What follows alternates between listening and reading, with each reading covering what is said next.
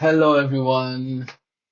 Welcome to the Engineering Product and TPM Talks. Special welcome to the engineering leaders and TPM talkers, builders, and doers. This is the third part of a 16-part series that looks at the system design building blocks. And the main driver for setting this up is that system designs usually have similarities, though the specific details are unique in this system, in this series, something I'm trying to do is I'm trying to look at the elements of building or those building blocks that are similar across design problems. Those are what I'm referring to as system design building blocks. So far, we've covered load balancers, we've covered domain name systems. Another example of a building block is a database, which enables us to store, retrieve, modify, and delete data in connection with different data processing procedures. Here we'll discuss database types, replication, partitioning, and then in 3B we'll look at analysis of distributed database systems. Don't forget to like and subscribe. Let's do this. Let's go.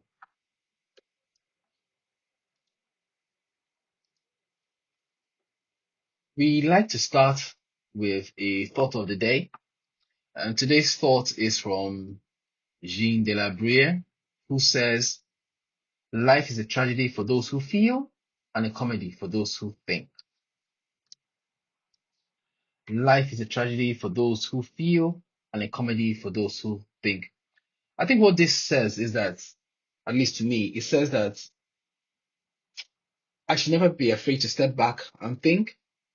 If we just go by our feelings, we may miss the benefits that sober thoughts can provide.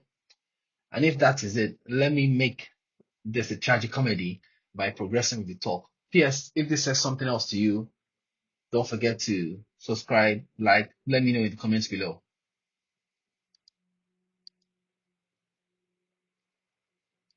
So who is this talk for?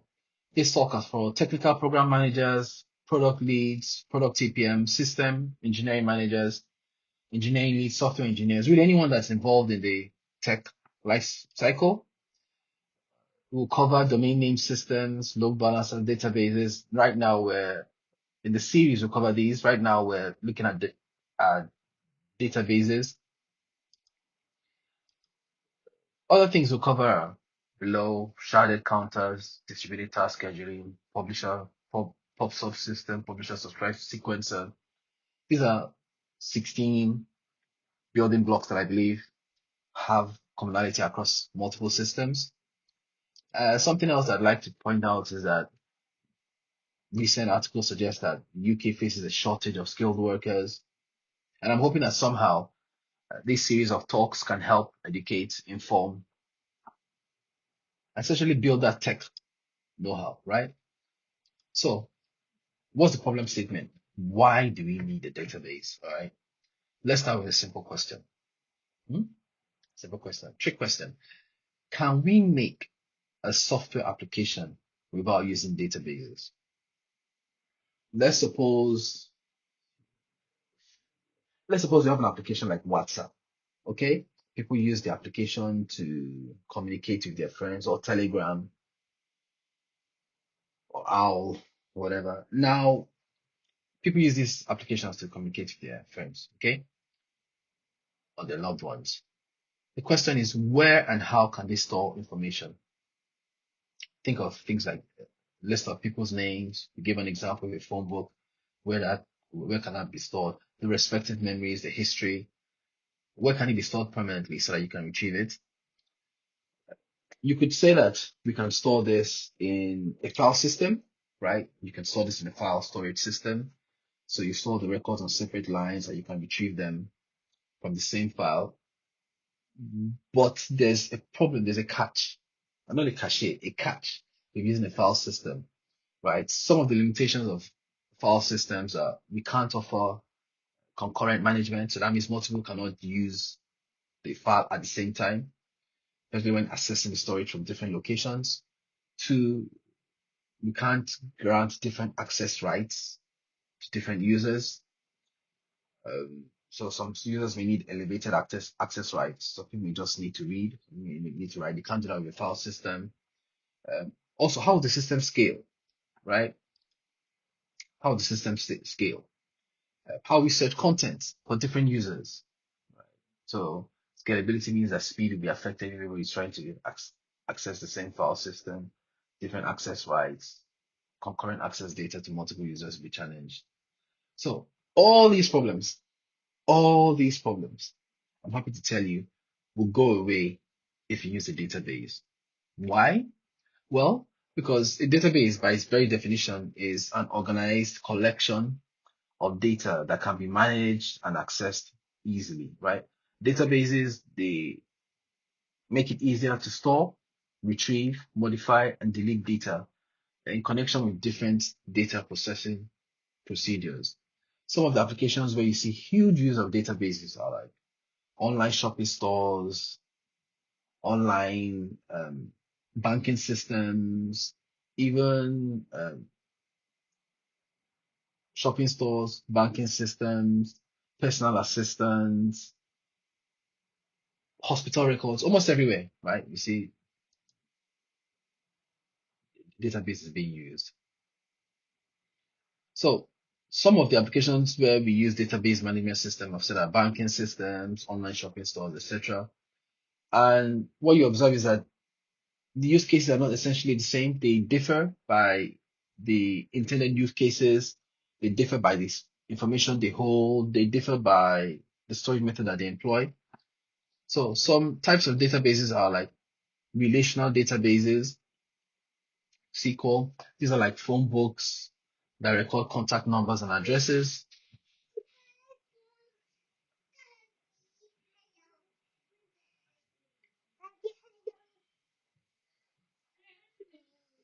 No, I've not. Stanley, can you go, please? Bye bye. No, I didn't even know how to pause, but I hope I'll be able to cut it out.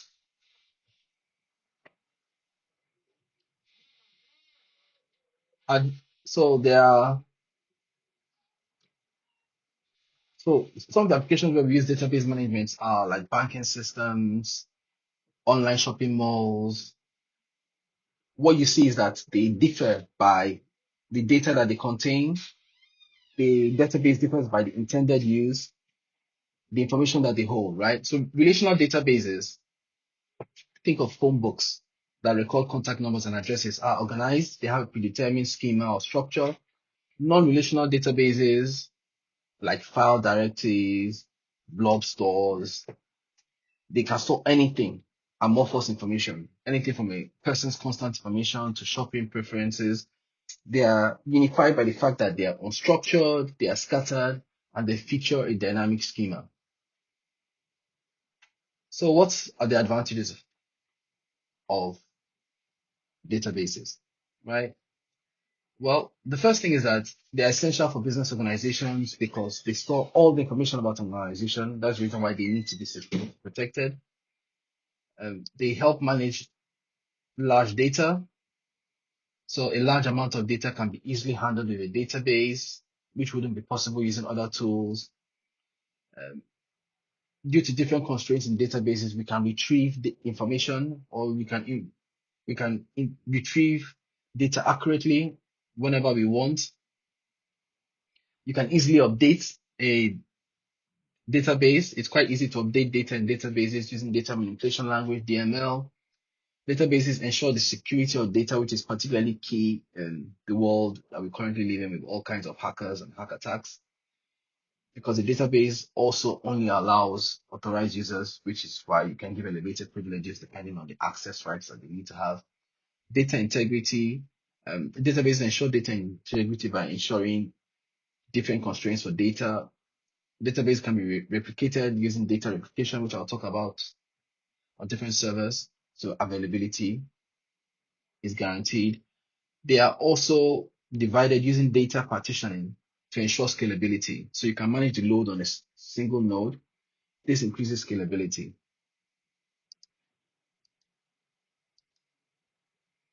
So let's have a look at relational databases. Okay. So relational databases are, I've described them, but they adhere to a particular schema for storing the data, right? Each entity of the data consists of instances and attributes, where instances are stored in rows and attributes of each instance are stored in columns. Now, since each tuple will have its own key, a tuple in one table can be linked to a tuple in other tables by storing the primary keys in other tables, generally known as foreign keys, primary keys, etc. A structured query language or SQL is used for manipulating the database. This includes insertion, deletion, retrieval of data. And there are various reasons for the dominance or popularity of relational databases.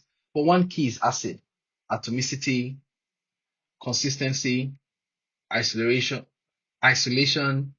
and durability, right? So let's just talk about it a little, because ACID is a powerful abstraction. Okay, it's a powerful abstraction that simplifies complex interactions with the data, and it also hides many anomalies. Like if there's a dirty read, incorrect read, or there's a dirty write, or there's a read skew, or there are updates that are lost, write skew, phantom reads. Many things are hidden by simple transaction abort. This is one of the reasons why the ACID properties of relational databases are key. So just to talk about them in detail, a transaction is considered atomic. Therefore, all statements within a transaction will successfully execute, or none of them will execute. That's what atomicity refers to. If a statement fails within a transaction, it will be aborted and rolled back. This is important, particularly for financial systems. Consistency: at any given time, the database will be in a consistent state. That's the expectation, right, from the C in the ACID properties. And it should also remain in that consistent state if it should also remain in a consistent state after every transaction. So for example, if multiple users want to view a record from the database, it should return a similar result each time. Okay. Isolation: in the case of multiple transactions running concurrently, they shouldn't be affected by each other. So the final state of the database should be the same as the transactions should be the same as if the transactions were executed sequentially. Durability: the expectation of relational databases is that the system guarantees completed transactions survive permanently, even if the system fails. Okay. So why relational databases? I think one of the greatest powers is this ACID that we just talked about, and the fact that they're related programming semantics. So it's convenient for an end programmer to use a relational database. Okay. Some of the important features of a relational database are flexibility. In the context of SQL or SQL, the data definition language provides the flexibility to modify the database, including tables can be modified, columns can be modified, tables can be renamed, and other changes, right? DDL even allows you to modify schema. There's a reduction in redundancy. I think one of the biggest advantages of relational database is that it eliminates data redundancy. So the information related to a specific entity appears in one table, while the relevant data specific to that entity can appear in other tables linked through foreign keys. So you don't have to repeat the data. We should also restrict the size on disk. This process is called normalization and has the added advantage of removing inconsistent dependency. Okay. What other advantage? Integration: it's easy to aggregate data from multiple sources. This is essentially a practice of enterprise applications. I worked in very large tech companies where we have data stored on very, very large enterprise databases. Okay. And you may have to pull data using foreign keys from different tables.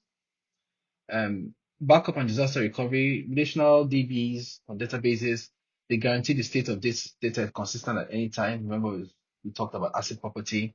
And then the export and import operations, these make backup and restoration easier.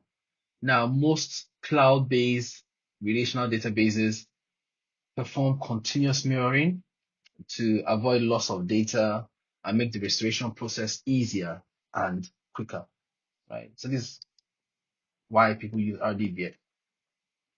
RDBMSs, just a little stretch. And then in terms of non-relational databases, right, or NoSQL databases. So they are designed for a variety of data models to access and manage data. There are various types of them. Um, they are typically used in applications that require a large volume of semi-structured or no or unstructured data, low latency, flexible data models, and it's essentially achieved by relaxing some of the data consistency restrictions of other databases. So some of the characteristics of non-relational databases are like the design is simple. Unlike relational databases, they don't require dealing with impedance mismatch. For example, storing all the employees' data in one document instead of multiple tables require join operations. Such a strategy will make it easier to write less code, debug, and maintain. Horizontal scaling is typically easier with non-relational databases. This is because primarily they run on a large cluster, but then when the number of concurrent users increases, NoSQL makes it easier to scale out since the data related to specific employees stored in one document instead of multiple documents. So in other words, that it's not brittle. They often spread data across multiple nodes and balance data and queries across the nodes automatically. Availability is high. Most non-relational databases support data replication to enhance the availability of data. Node replacement can be performed without application downtime. Uh, they support unstructured and semi-structured data.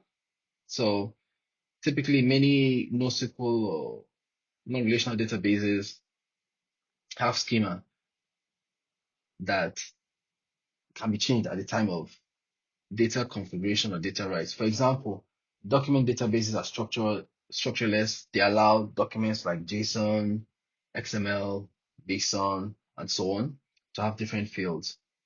For example, one JSON field can have fewer fields than the other. This is not the same with a relational database. Um, Another reason why non-relational databases are light is most of them are typically free and open source. Licenses are therefore license for RDMFs are expensive, but for NoSQL, they're typically free and open source. Let me know below if there are any other characteristics of non-relational databases that you're aware of. There are several types of non-relational databases. There's the key value store, and we are going to do a key value database as one of our building blocks. I think it's too important to just subsume on the databases.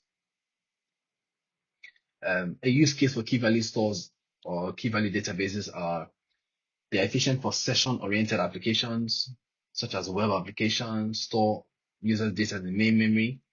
A unique ID is assigned to each user's session for easy access and storage. Therefore, a better choice to store those kind of data is in key value store. Document databases, which is designed to store and retrieve documents in formats like XML, JSON, PS1. Document databases are typically used for unstructured catalog data, like JSON files or complex structured and hierarchical data.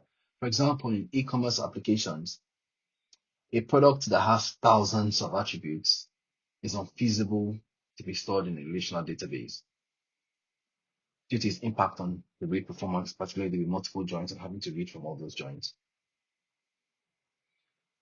So the document database will be a better solution in this instance. There are also graph databases.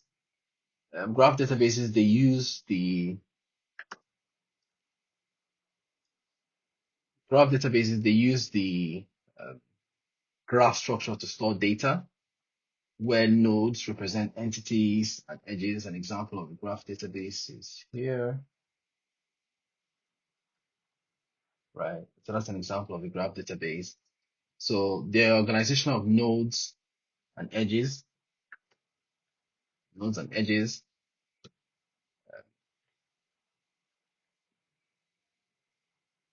can lead to interesting patterns that can be mined between the nodes. So this database typically allows us to store the data once and then interpret it differently based on relationships. This is typically what you see in social graphs. Think Twitter, Facebook, Google Assistant, Siri, Google Assistant. What's Google Assistant? Google Assistant, Alexa. These are the kind of that you see. So they typically use the graph database.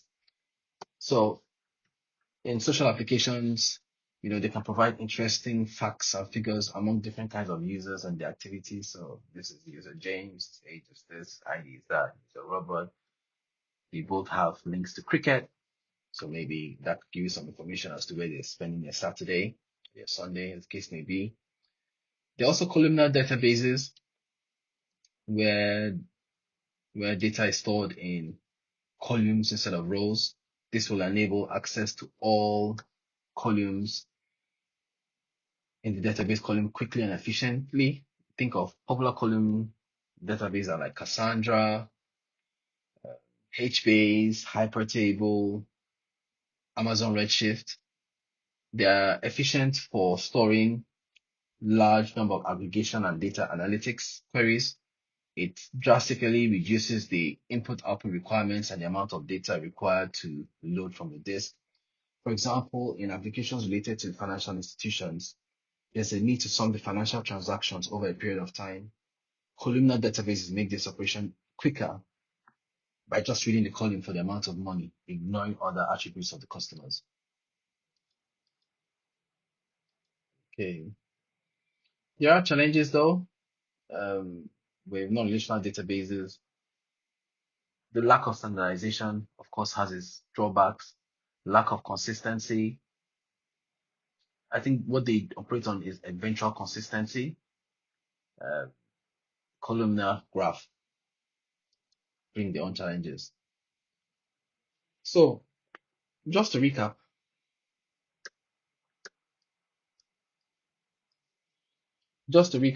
we have looked at the databases, part of the databases here, um, like, subscribe. I'll release part A and part B together just because I see them as one scheme.